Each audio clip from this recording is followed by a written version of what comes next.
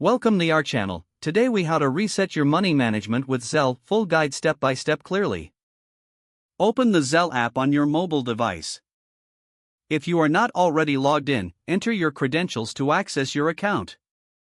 Once you are on the main dashboard, locate the settings icon. Tap on the settings icon to open the app's configuration options. Scroll down until you find the option for account management. Select Account Management to view further settings related to your account. Look for the option that says Reset Money Management or similar wording. Tap on this option to begin the reset process. The app will prompt you with a warning about resetting your money management settings. Read the warning carefully to understand the implications of this action. If you agree to proceed, confirm your choice by tapping Continue or Confirm. The app will now start the reset process, which may take. Once completed, you will see a notification indicating that your money management settings have been reset. Review your account to ensure that all settings have returned to their defaults. You may now set up your money management preferences from scratch.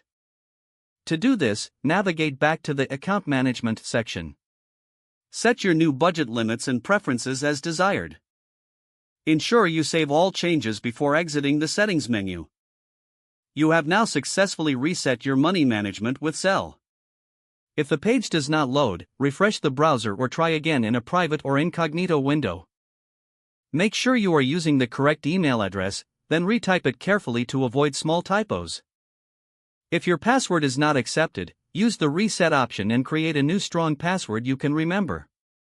Check your spam folder for verification or security emails, then complete any requested confirmation steps. Enable two-factor authentication if available to improve account security and reduce unauthorized access risk.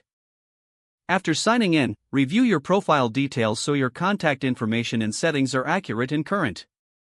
If you see an error message, note it down and try again after restarting your device and internet connection.